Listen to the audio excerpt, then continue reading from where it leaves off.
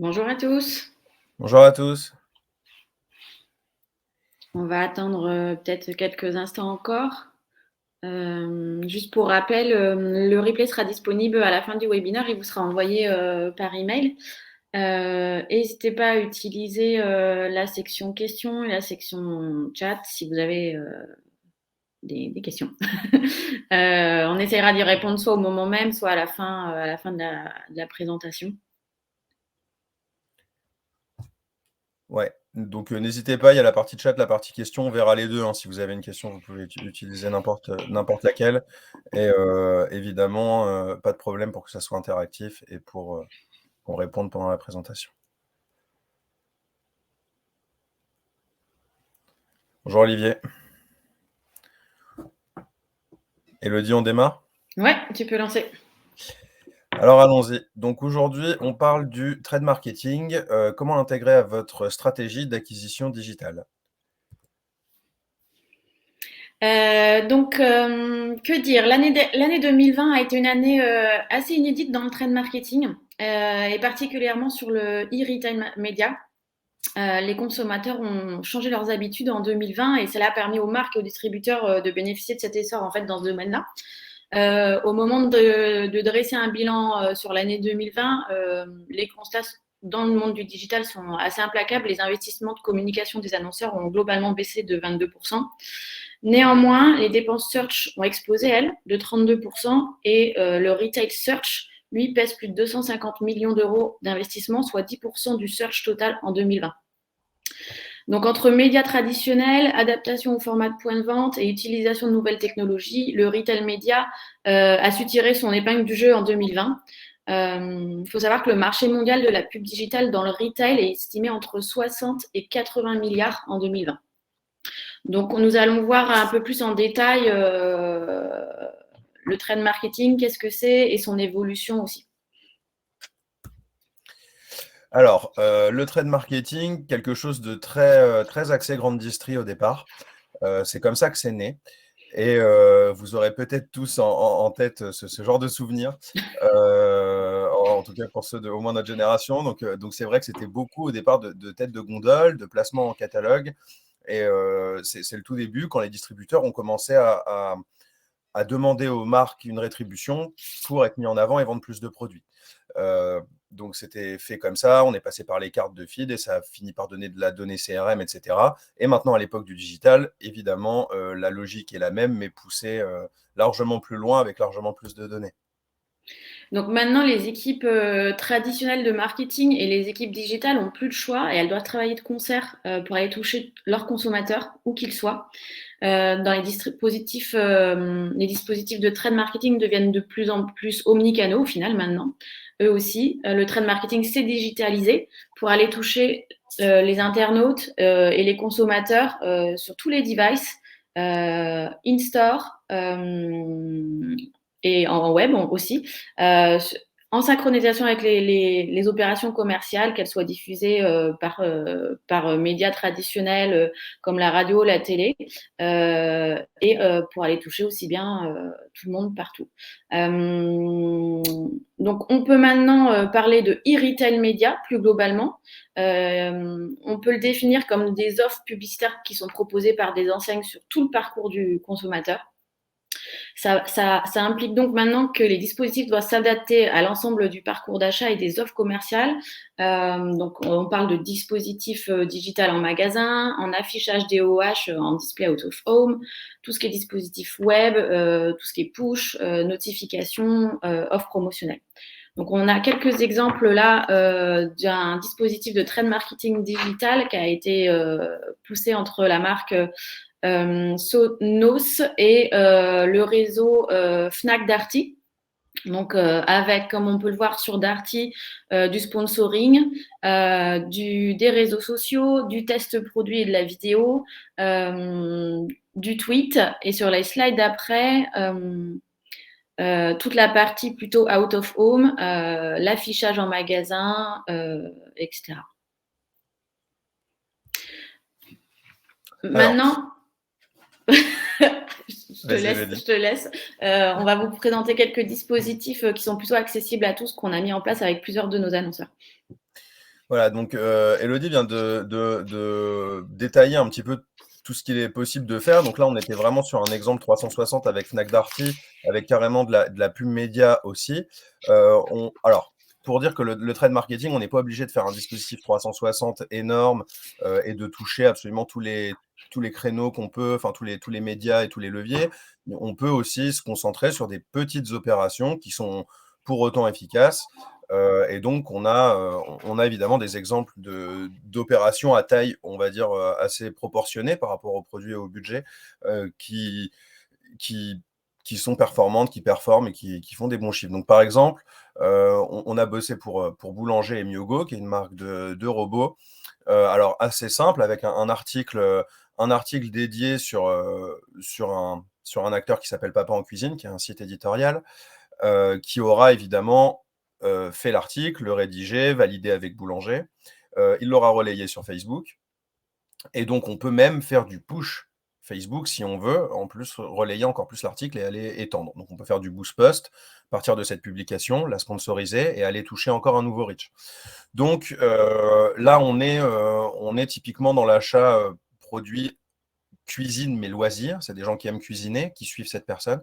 Ils ont envie qu'on leur parle de produits, ils ont envie de le découvrir et finalement, c'est quelque chose de très naturel, je dirais. Peut-être un peu plus naturel qu'une tête de gondole, en tout cas, ça permet de vraiment découvrir le produit. Donc, autre dispositif sur du social ads où on a pas mal de cas avec Alltrix notamment, qui va bosser avec, là on voit avec New Balance ou avec Meltronic ou avec Mizuno qui en fait finalement leur donne des budgets à Alltrix. Alltrix fait office de régie et place ses budgets sur les leviers qu'elle estime efficaces selon l'opération à mener.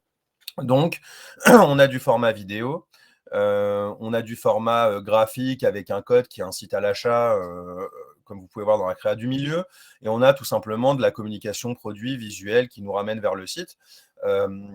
Tout ça, c'est des dispositifs qui sont accessibles dans des prix tout à fait standards et qui permettront aux distributeurs de valoriser ces actions auprès de la marque. Et donc finalement, c'est un cercle assez vertueux finalement, puisque chacun récolte des datas, chacun apprend, et chacun finit par mettre en place des dispositifs beaucoup plus complets et intelligents. Donc c'est aussi dans un but d'apprentissage. Le content de commerce, c'est des dispositifs qui nous permettent d'être présents sur des sites médias ou des sites en tout cas éditoriaux qui ont un trafic assez conséquent. Donc par exemple un phone Android ou un Presse Citron comme on voit ici qui sont parmi les leaders de sites dans leur domaine. Et donc là par exemple c'est une opération avec HP.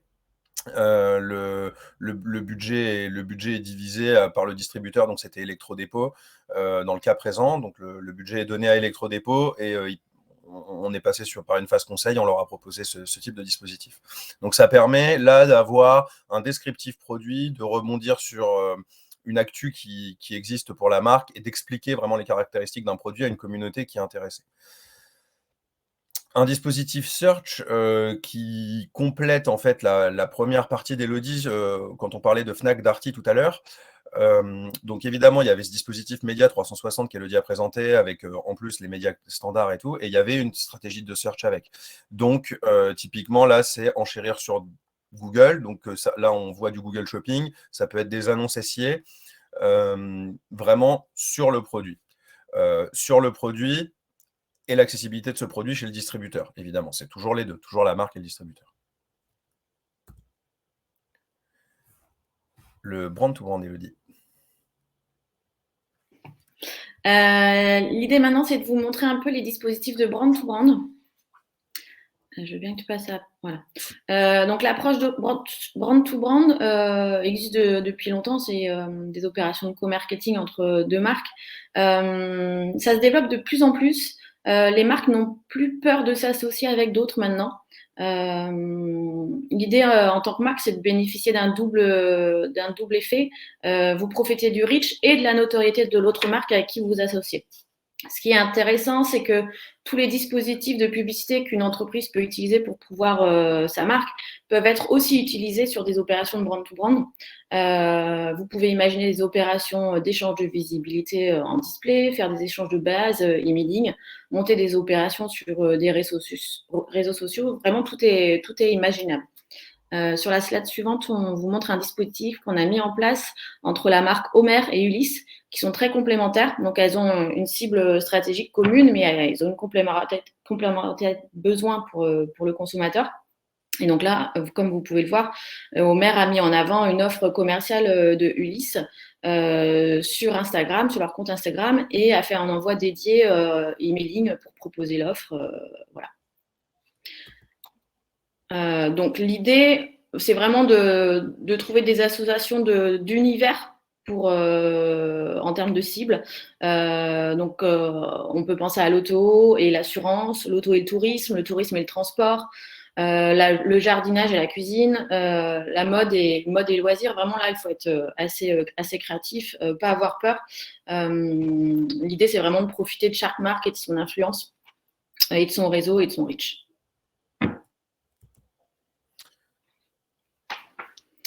Le retail média.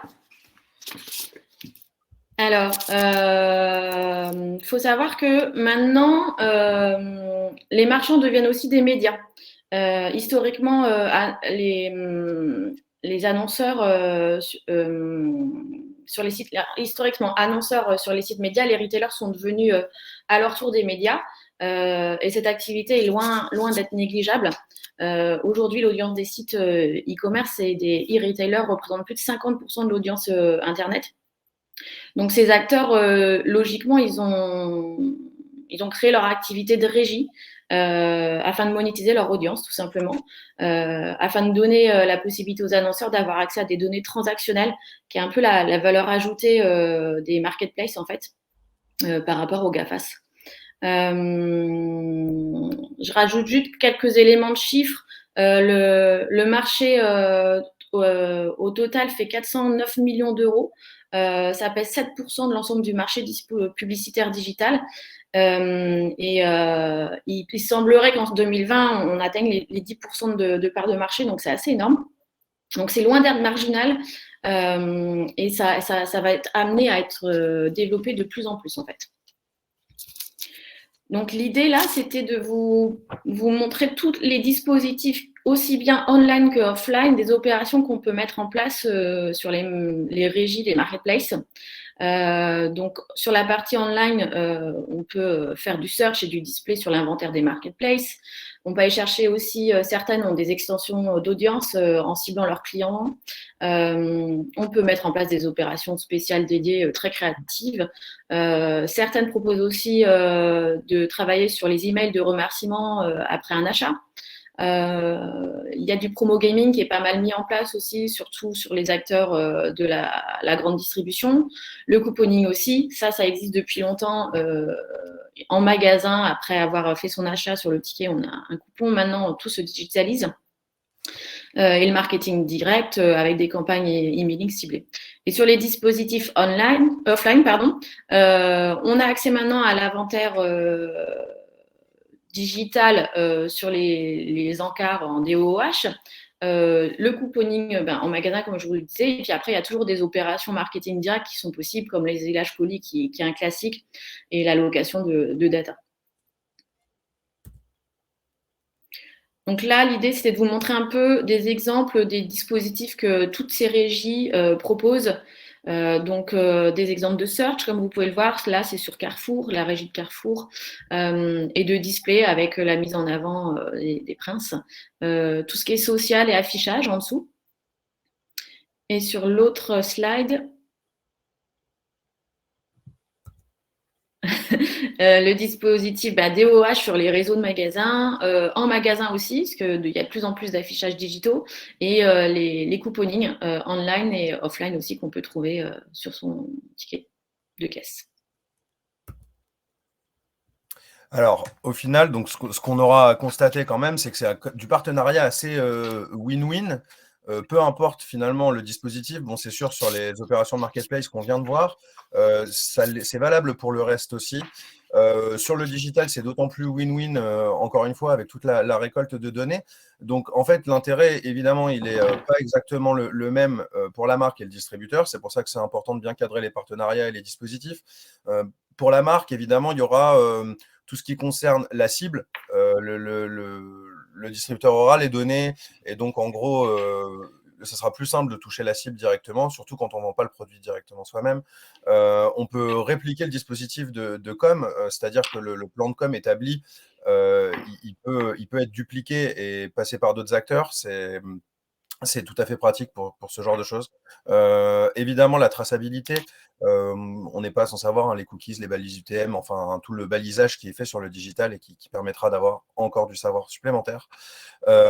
D'atteindre d'autres cibles aussi, parce que c'est sûr qu'il y a toucher sa cible et il y a peut-être élargir sa cible.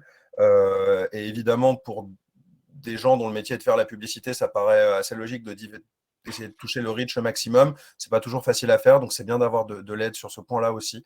Et évidemment, inciter à l'achat et pouvoir avoir une vision héroïste réelle avec des ventes à la clé. Pour les distributeurs, ça ira évidemment de trouver un budget de com supplémentaire pour eux, parce que finalement, c'est co-brandé, donc le distributeur en profitera aussi du budget de la marque et du dispositif. La création de nouvelles sources de revenus, parce que finalement, avec tout ce qu'on a présenté et les distributeurs qui deviennent un peu régis, c'est une activité complémentaire et évidemment très probablement rentable et intéressante. Générer plus de trafic, que ça soit en ligne, dans les magasins. Quand on est distributeur, la clé, c'est le trafic, donc c'est très important d'avoir des produits intéressants qu'on peut présenter, qu'on peut montrer pour attirer encore toujours des gens à venir sur les sites, à venir en magasin, à venir voir les produits. Évidemment, la hausse des ventes, en conclusion de ça, puisque si la campagne est cohérente et que le produit est bon, qu'il est en stock, ça permet de générer des achats supplémentaires. Et évidemment, l'expérience de marque du distributeur, c'est aussi pour le distributeur une manière de se rapprocher de ses clients. Donc voilà, il y a, je pense, quasiment que des points positifs à mettre en place une opération de trade marketing digital sur notre partie, le reste aussi évidemment. Qu'on soit marque ou distributeur, on pourra y trouver l'intérêt. Il faut toujours que le partenariat soit cadré, qu'on sache où on met les pieds. Et logiquement, c'est tout à fait positif. Donc, tous les dispositifs qu'on a présentés, le but, c'était pas de faire un listing exhaustif de tout ce qui peut être fait, puisque c'est quasiment impossible. Tout demande à être réfléchi, il faut établir un brief ensemble, qu'on parle de la stratégie, du plan de com, etc., qui convient. Mais évidemment, on fait le conseil et l'accompagnement s'il faut. On peut se déplacer, on peut expliquer ce qu'on fait à des acheteurs, à des chefs de produits. On l'a déjà fait d'ailleurs.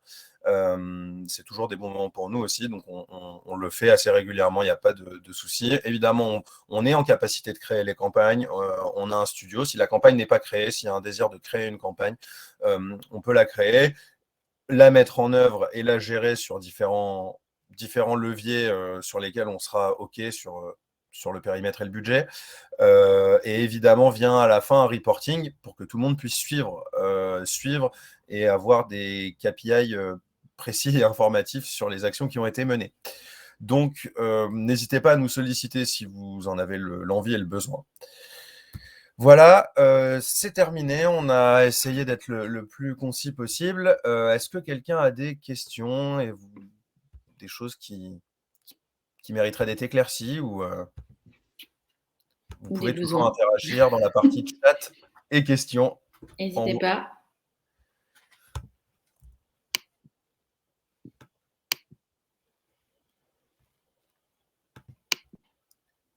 Bon, on a l'air, on a dû être clair en tout cas. En effet. On a dû être clair et plutôt précis parce qu'on n'a pas de questions. Donc, écoutez, merci à tous pour votre présence. Une bonne fin de journée et à très bientôt. Au revoir. Merci, au revoir.